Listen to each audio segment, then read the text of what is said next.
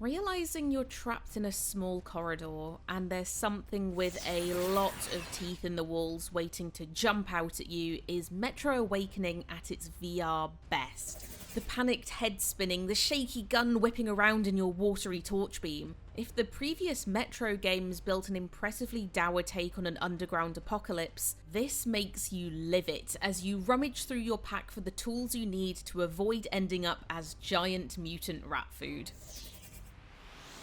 When Awakening chose to channel Metro's tunnel-based shootouts, either against monsters or murderous survivors, it does a good job of bringing that style of action to life within VR. Peeking out from behind cover as you click-clack another magazine into a rusty AK-47 held together with tape and hope is always a satisfying feeling. While the tension of creeping around claustrophobic corridors when you know there's something in there with you creates some great horror moments too. There's a pleasing physicality to the most basic functions here, as you reach up to wipe condensation from your gas mask, for example, or furiously hand crank your little generator to charge your fading torch. One of life's greatest gaming pleasures I've discovered while playing Metro is pulling back the slide on your pistol to chamber a round, or cracking it a half inch just to check you have already. These little things pull you into the world in a very tactile way, as you bring out your pack to check supplies, reorder weapons, and grab what you need. Even pressing a button over your head to flick your headlamp on and off never stops being fun. Despite a slow start, the opening hours feel about as good as a Metro game in VR could get.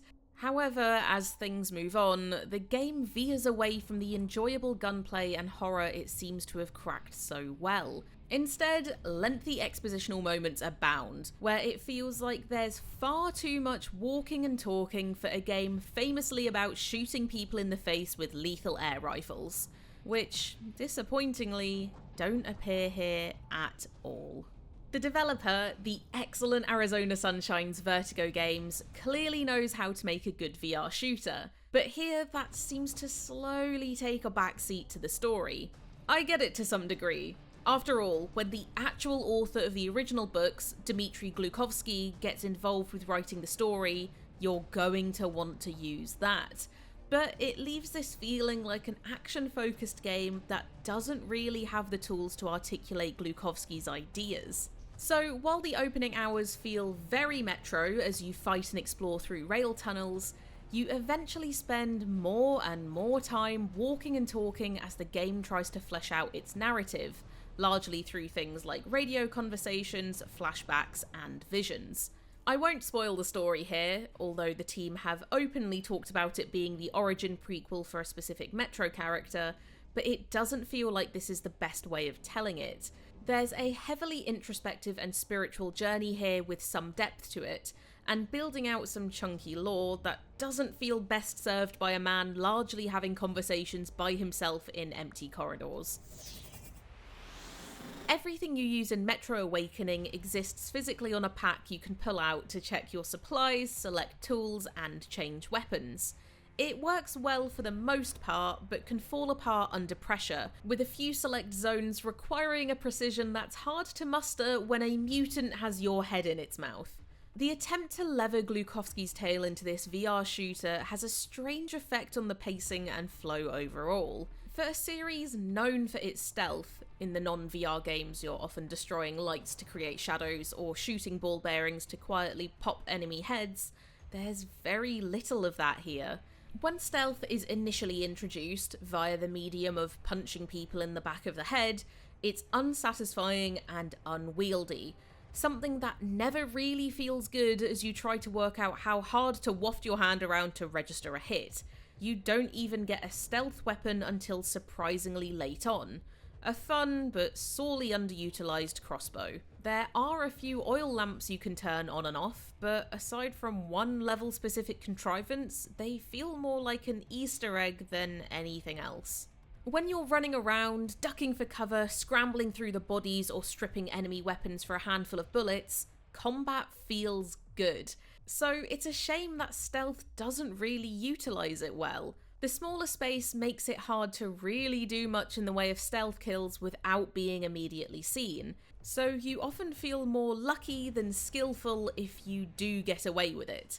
There are dedicated stealth-like sections, but these are strange pattern-based moments where ghosts move between different points, leaving you to find the gaps between them. They don't seem to see you or react to you, they just kill you if you get too close. It's an unsatisfying and unclear replacement to systematically hunting and preying on enemies from the darkness. It's a game of diminishing returns. You never leave the tunnels for one thing, so the smaller areas and lack of visual variety soon start to grate. The supernatural elements also introduce almost time loop-like revisits through certain areas. That starts feeling like it might take things in an interesting direction at first, but quickly end up feeling like canny asset management. A section where you're trapped in a repeating maze, listening for faint singing to guide the way isn't fun the first time, and it definitely didn't need to come back again for no clear reason. It doesn't help that with the limited environments, there were at least 2 points where I only found out it was a repeated section because the voiceover told me. By the closing hours, it's mostly avoiding looping ghosts and exposition, which feels anticlimactic. There are some big action beats, but they feel specifically engineered to balance the story excess, and often revolve around big set-piece battles against monster hordes. These also expose the limitations of the otherwise enjoyable practical physicality of the controls. Against people, where you have time and space to think, reload or switch weapons, all that is easy. Against monsters that just rush you head on, it quickly falls apart as you flail around trying to clearly grab the thing you need with the creature right in your face. The Shambler shotgun is a particular pain here, needing to be reloaded at arm's length to avoid accidentally grabbing the bolt that ejects casings.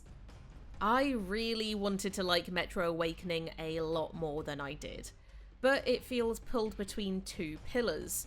One that's about creating a great VR shooter, and one that's about trying to tell a lore-critical canon story from the original creator.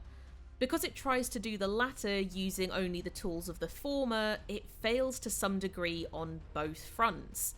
I like the idea of the story, but getting it as monologues and conversations or occasional disconnected visions while walking through tunnels didn't really do it any justice.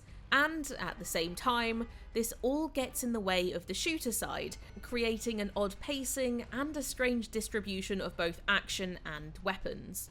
There are good moments to be had here, with some strong action and gunplay. That first monster encounter is likely to remain burned in my brain for a while to come. But while those early, gloriously physical, bullet-scrounging gunfights feel great, the lack of variety thins the reward over time. And by not picking a lane more clearly between enjoyable VR action shooter and deep, thinky philosophical storytelling, Metro Awakening muddles the impact of both. But what do you think about Metro Awakening? Is this a game you're still going to pick up? Let us know in the comments, and follow GamesRadar for more reviews, previews, and more.